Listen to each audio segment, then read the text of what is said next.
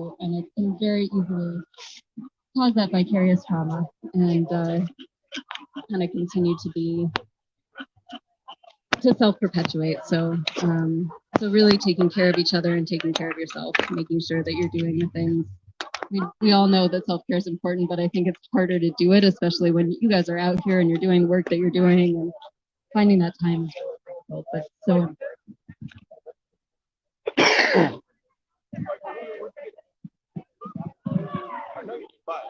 sorry, I'm not much of a public speaker. You're doing a great job.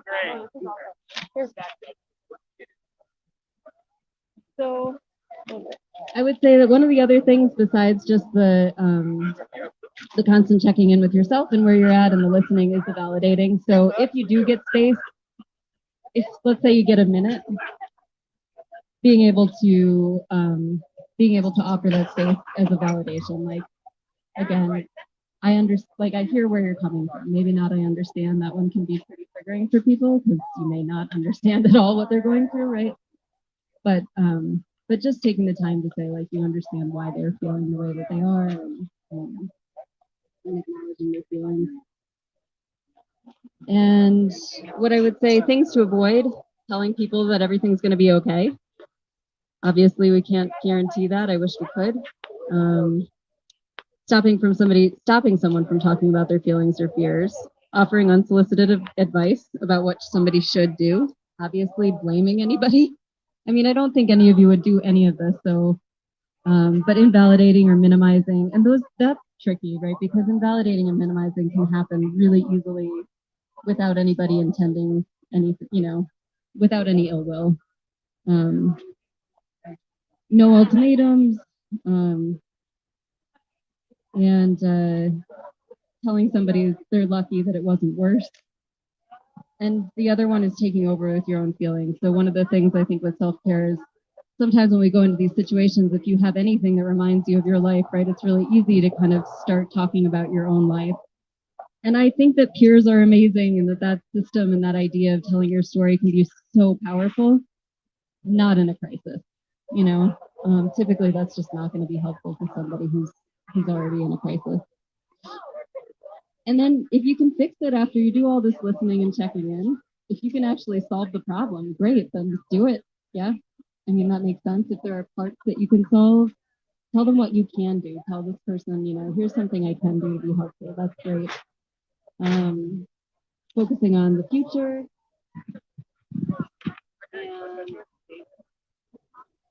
So as far as like actual tools that I tend to use the most, I think that it's pretty well known right now. Food is a great one.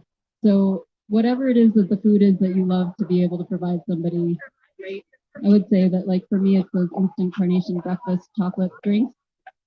For whatever reason, I've never had anyone turn them down. Not a problem for anyone's teeth. They've got good nutrition. They're very like kind of soul filling in that way. So like, but whatever it is that you have. And then obviously cigarettes for anybody who is a smoker. So, so, so very helpful. The way that people process that dopamine, the way that it helps to level things out. I mean, yes, it's a stimulant, so you kind of feel like, oh, am I going to hand a stimulant to somebody who's already agitated? Yes, please. If you can do it, I recommend people carry a pack around with them so that they can do that even if you're not a smoker. And distraction. So definitely one for later on, so if somebody's screaming, probably distraction's that's not the time for that. But if it's kind of coming down and you're worried like, oh, it could escalate again, I think talking to people about their favorite childhood memories, talking to them about something that they're dreaming about for their future, really just kind of engaging somebody in something that's completely different from what it is that's going on. But again, only if they're at a point where they're really ready to let that go. And only you, when you're with someone, can determine, like, do you feel like that's the right time to do that? And taking a walk or just movement is so important. It really is a great way of kind of like letting off some of that energy. So if you can like, you want it, and it also gets somebody out of the situation, out of the environment that may be, kind of making things worse. So I think that one is incredibly helpful. No matter what point of crisis somebody's in, I think that you can ask them if they'd like to go on a walk. You can listen while they're walking, you can do your checking in while they're walking, but it does help to kind of dispel some of that kind of difficult energy. Making sure that you're giving people choices and simple choices. Something that's like just whatever it is that you can offer them in the moment. Always letting them know that they can leave you at any moment. Like, if they're done with this conversation, no, don't worry. You're not gonna hurt my feelings, right? Like, you take your space. I'll be here if you need me. Come back if you want. There's some of those things that can be really helpful. And as I said, I don't usually do breathing exercises with people. It's just never worked for me. And I heard a touching story recently about somebody in EMT maybe like holding someone, which I thought was a really beautiful story. But I just want to put a caution out there that touching people is incredibly risky in so many ways. Just the amount of damage you can cause from doing something that's a loving gesture, but touching someone when they're not ready to be touched. It's just, again, I can't think of a time where anybody was in crisis where touch seemed to be helpful for me. I mean, being there, giving people eye contact, not intense eye contact, not scaring the shit out of them, but like being there and showing them that you're present. Great. But that's as far as I would go. I think that touching is a beautiful thing. And I think it's really not typically a real challenge when it comes to crisis and somebody you may not know very well.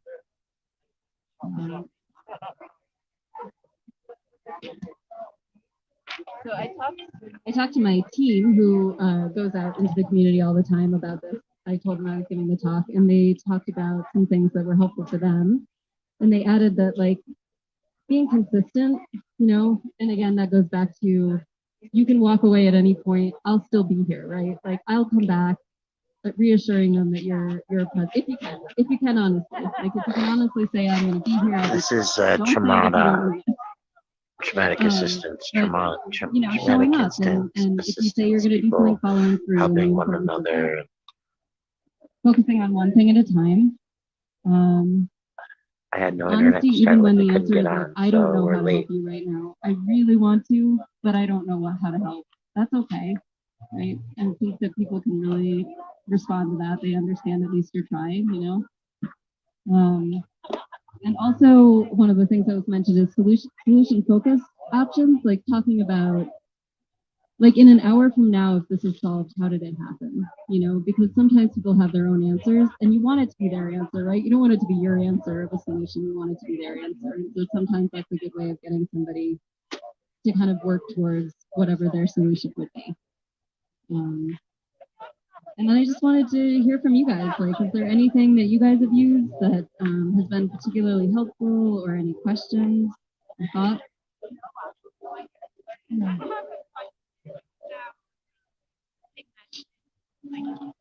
Yeah. There's a lot of auditory hearing things that I hear. I need to say one time, Ashley, are you hearing? Think overwhelmed. But is there help you can go for somebody as a person when you're having like other conversations that are kind of like having multiple they're they're reasonably talking to me, but then also fighting with that they're hearing. And I've never That's a very good question, and I can tell you that I guess that my response in those moments is just to do the sitting. Like, I'm going to sit near you. I'm going to, if you feel like you can talk to me at some point, I'm here. But I think that trying to argue and argue for time with those voices is not going to work. The voices are right there, right? And you're over there. So I think that, like, competing for somebody's attention when that's right in their head is very difficult. So I think, yeah, just being present in those moments, doing the checking in, listening to see if there's a way you could be helpful.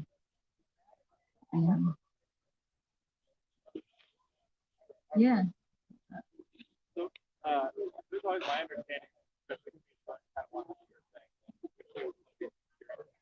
Great. You want to support them, validate them, you don't want to actually validate their solution. Right. Right? Like, you don't want to be like, oh yeah, I see the dragon too.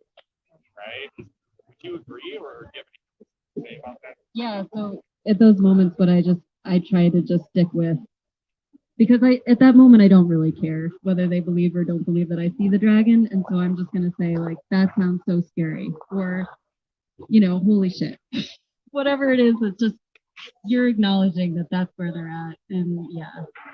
But I think anytime you want to like argue with somebody about it or dispute somebody's delusion, you're gonna end up walking down paths that's not going to be useful to them, even if it's not upsetting. It's usually not useful. I guess my problem is I've heard stories about people trying to help people by being like, okay, we need to get this person here. Being like, okay, well, basically using their delusion. Oh, Very unhealthy, very bad for that. right. You don't want to be like, oh, the CIA is following you. Well, come with me and we'll escape the CIA. Right. Like, you don't want to do that. No, I wouldn't do that either. I mean, that sounds like manipulation, Right. and then you're being dishonest, right? So, like, yeah, I think again, honesty, like maybe being at the forefront of all of this. If you're not being honest, it's not gonna work. Are there any local non-911 that could help? Like I know with like Narcan, Denver harm reduction or Denver harm reduction. Yeah, Denver harm reduction about better training and stuff like that. Is there anything that like we can out for if we help at the moment? Yeah, so the Denver Crisis Line, and I know that there was something sent around to me that was like a resource page. I wish I'd printed it up now. But so it showed 3 different mental health crisis options, which I wasn't aware that there were 3. I definitely called on, the Denver Mental Health Crisis Line, and that's been useful in the past. No, don't call that A lot cop of it, show. yeah. A lot of the situations that I'm in when it gets really bad. So for the most part, we're managing it. But if it gets to the point where somebody's, throwing a knife around, we're often in the position where we have to call police. I know that that's not an option that anybody wants, but Just a little follow-up, is there a way to get only EMTs or would it be yeah, no, you can absolutely have the EMTs. Nope. So no matter what, you can always not call the police and have the EMTs come. cool. I just know for some things like you mentioned with like an overdose, still send cops for things. So that's why I wanted to ask about that. So that if it was No, avoid getting absolutely there is. So you call the non-emergency line, which is connected, but you just tell them that you don't need police. I do not need police, and they will just send the EMTs. Yep. Yeah. Are you familiar with the training that area dispatches are getting, or that groups are moving toward, like Dasher's moving toward training a lot of dispatch facilities? Are you familiar with that at all? That you can speak on it? Okay. Because no, that's something that's fairly new, actually. That for maybe the last 20 years or something, it's always been that the cops have to come on the call. And you said a very key word there that most of us don't know because we have 911 programmed in our head. If you're in the Denver metro or if your area has a 311 system, you can dial 311. Or what a lot of people will do is they'll have their community's non-emergency phone number saved in their phone bank. The non-emergency number allows you to describe your desire for a paramedic, for a mental health crisis worker, or for a for fire crew, right? Those type of responders to come. In this day and age, most of us are like, well, I don't want to call 911, and it's Denver, Aurora, others that are working with Dasher, the Denver Alliance for Street Health response. Our agencies are learning for their dispatch centers, which are not police officers. They're not even oath takers to the Constitution in most cases, to be trained on how to not send police to a scene.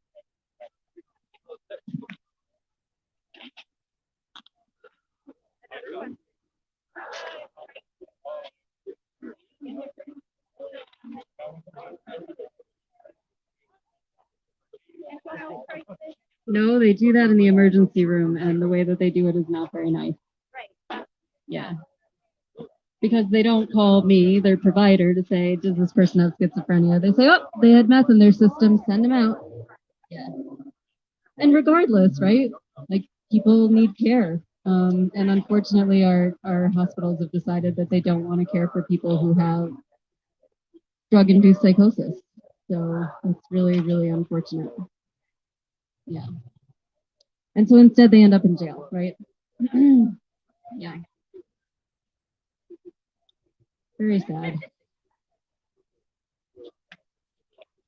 Any other questions, thoughts, suggestions?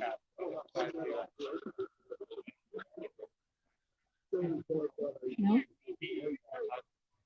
Mhm. Thank you guys. Thanks for listening. Thanks for Thank you. doing everything you guys do. Seriously, you are all doing amazing things.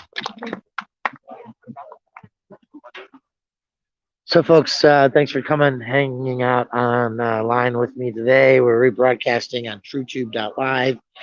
We are on Seeking Justice, as Cut the Plastic will be switching toward more environmentally focused, but this is an environmentally focused thing, right? One of these days, we're gonna get a dishwasher out here and or some clothes washing in the summertime again, right? But this is the food. Here's a beverage container. Yeah, man, fill a water bottle, and then bring it back, huh? Well, I still think that we should have a meeting of the minds.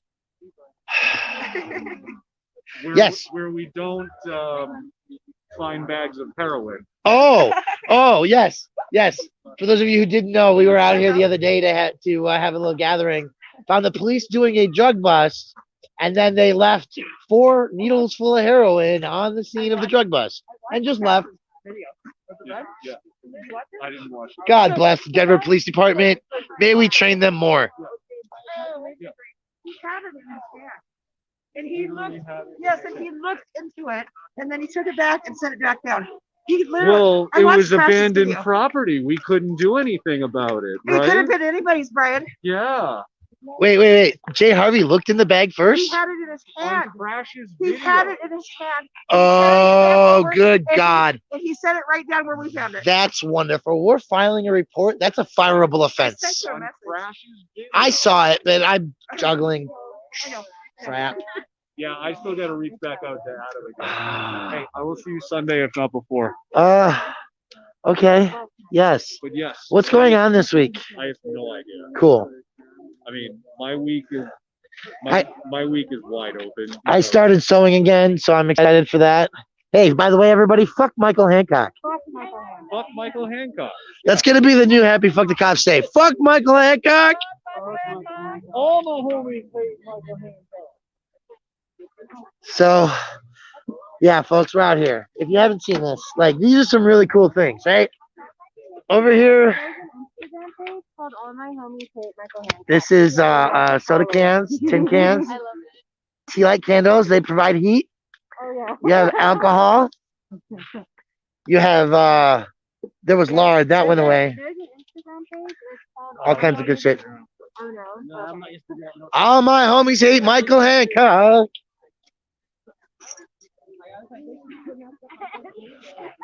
Food, clothing, lots of clothing. And that's it. More people over here. So, I'm tired. I'm gonna let you go. Talk to you later. Go turn into city council. They're doing dumb shit right now.